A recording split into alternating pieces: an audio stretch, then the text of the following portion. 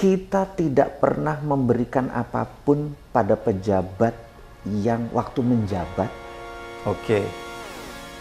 untuk kita memenangkan tender atau mengerjakan suatu proyek. Tidak pernah. Tidak pernah. Gitu ya.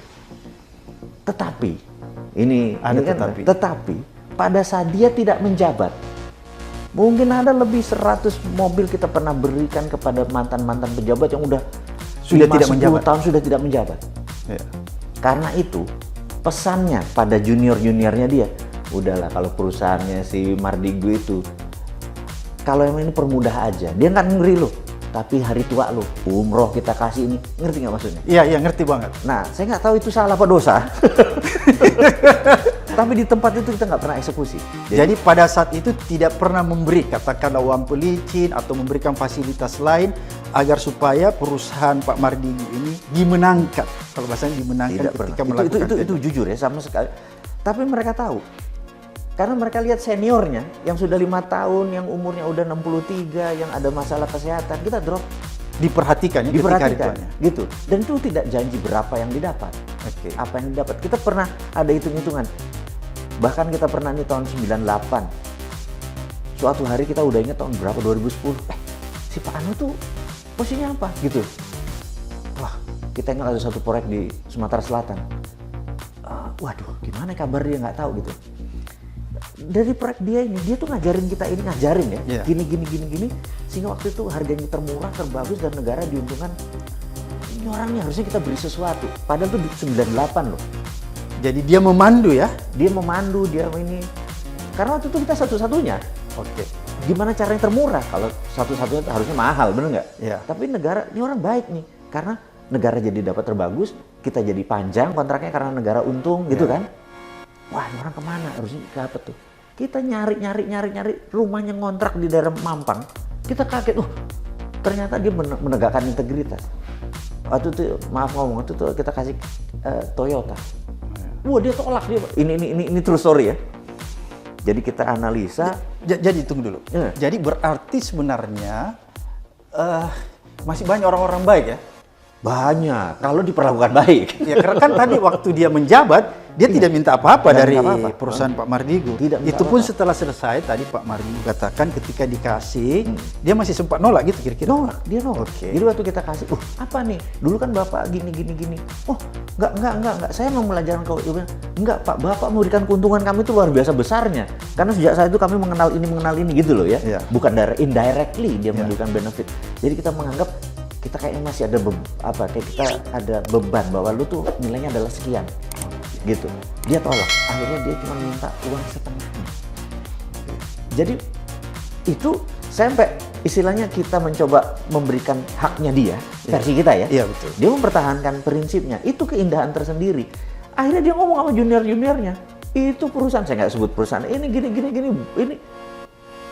Mereka akhirnya men-treat kita berbeda. Nah, dengan kemudahan itu, kalau kadang-kadang kan mereka pasang postur karena mereka ingin minta di drop, bener nggak? Ya, nah, mereka pejabat atau mereka lagi megang ini, megang postur tuh minta dideketin, minta di drop gitu.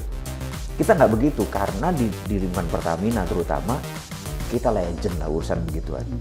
Kita legend, perusahaan kita ini legend. Jadi saya pikir saya boleh mengatakan itu mungkin bukan integritas versi yang benar juga, tapi setidaknya saya bermain di antara itu indah aja gitu. Mengkondisikan ya? Mengkondisikan. Kalau misalnya tadi Pak Mardigu mengatakan tidak main dengan cara yang bagus, indah, itu tadi, apakah Anda akan terlempar? Kalau memakai cara yang sangat normal. Ini sebuah contoh ya. Di sebuah lokasi kami akan melakukan pekerjaan, karena kami kalau memasang pipa tuh bisa lihat 2-3 kabupaten kan, gitu. Perlu izin. Nah, dia ada seorang bupati waktu itu udah nggak menjabat sekarang, izinnya harus lewat sana. Terus dia bilang, karaoke sama gua, gitu ya, karaoke. Terus buka botol, ini ngomong apa adanya, buka botol. Saya kan nggak minum. Dia bilang, wah kalau lu nggak minum gua nggak kasih izin. Apa jawaban saya? Saya panggil waitersnya, saya bilang, bayaran hari ini gue yang bayar. Tapi kalau lo mengatakan ini harus gue minum untuk ini, sorry gue nggak minum, nggak usah aja deh ada proyeknya, tapi saya bayarin itu. Nah, saya kasih open bill 10 juta gue taruh, habisin deh, saya bilang kayak gitu, gue keluar. Besok dia, bos maaf bos, biasa gini-gini, duduk lagi. Dia bilang, Pak saya nggak janji apa-apa lo Pak, ini daerah lu pegawai lu akan banyak pegawai dari daerah, saya nggak janji apa-apa. Strik sama begituan itu warna kita emang. Damai juga dia. Jadi sebenarnya kalau kita punya postur, ini saksi saya ya, kayaknya goyang juga tuh, gitu. Kita punya postur, gitu. Itu terjadi. Maksudnya punya posturnya begini. Saya di dalam hidup tidak sempurna, sehingga saya pun pernah bercerai gitu ya. Terus untuk membina keluarga baru, saya pikir mistik saya itu kan banyak, benar nggak dalam hidup ini. Saya juga bukan perfect person gitu, saya belajar banyak. Terus yang saya lakukan adalah gimana caranya, pokoknya ternyata makan malam itu penting. Karena dulu di kampung saya dulu, makan malam karena nggak ada TV, nggak ada segala macam, ngobrol sama orang tua, akhirnya kita menjadi bonded gitu ya.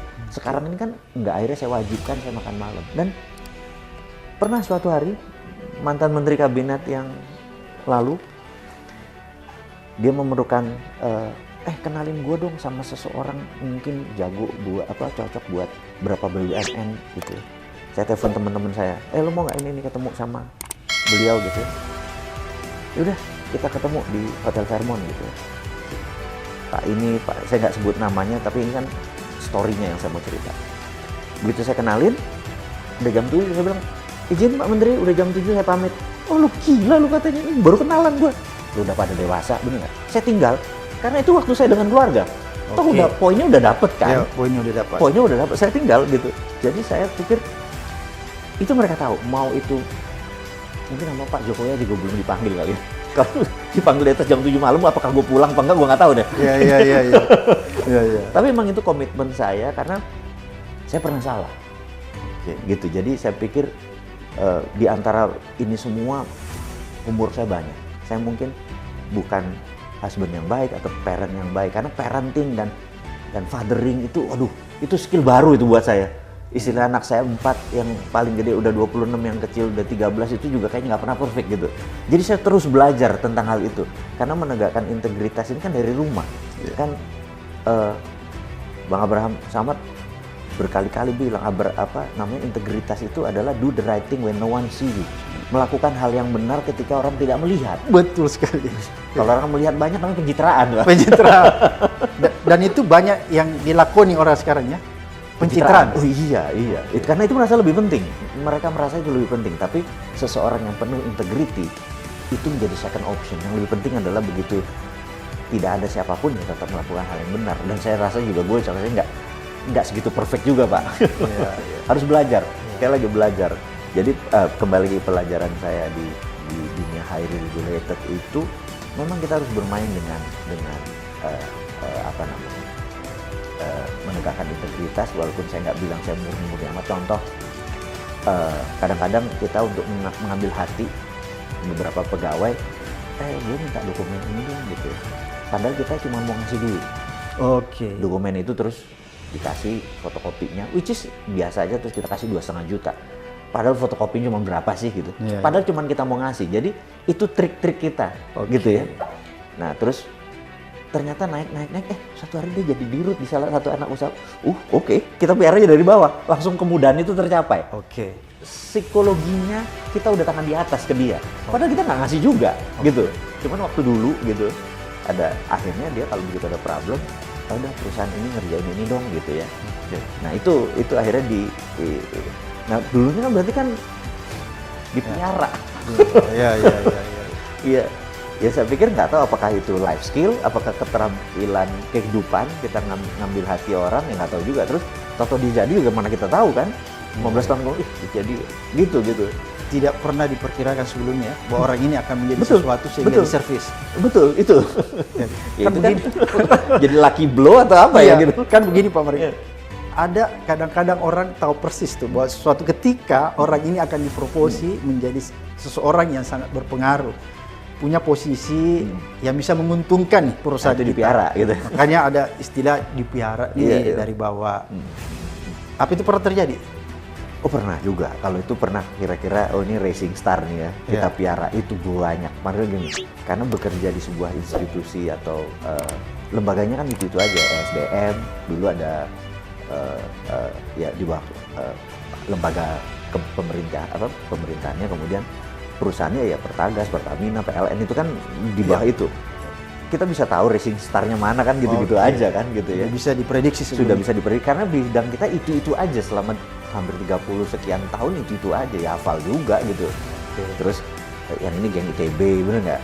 Yang ini ini angkatan 86 ini gitu kan. Connectionnya udah dibaca. Iya udah dibaca dari UGM, dari ITS gitu.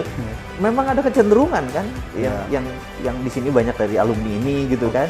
Jadi staff kita ada yang dari alumni ini angkatan ini untuk deketin. Iya gimana dagang namanya juga ya. Karena kondisi dunia usaha di Indonesia itu mengharuskan seperti itu ya. Karena kita bukan meritokrasi, sistem merit itu kan prestasi. Kita lebih ke connection. Jadi di Indonesia kalau ada prinsip is not what you know is important. Bukan apa yang kamu tahu itu penting, tapi who you know is more important. Jadi siapa yang lu kenal lebih penting. Jadi banyak orang memanfaatkan siapa yang lebih kenal, bukan apa yang kita tahu. Jadi kalau perlu nggak punya ilmu, yang penting gue kenalan gue anak presiden misalnya gitu. Apakah menurut Pak Mardi kondisi itu bagus atau apa? Atau hanya memberi peluang kepada sebuah perusahaan yang bisa melakoni seperti yang tadi Pak Mardi lakukan? Itu lebih temporer. Karena itu kaya di Indonesia itu berbeda dengan kaya di negeri yang punya integritas atau edukasinya lebih tinggi. Kaya di kita tuh lebih ke personal approach, gitu. Keterampilan kita memberi, yaitu akhirnya take and give kan. Jadi rumusnya itulah give first then you will get. Give first then you will get. Jadi kalau lu nggak dapat apa-apa sekarang, pasti karena lu nggak pernah ngasih.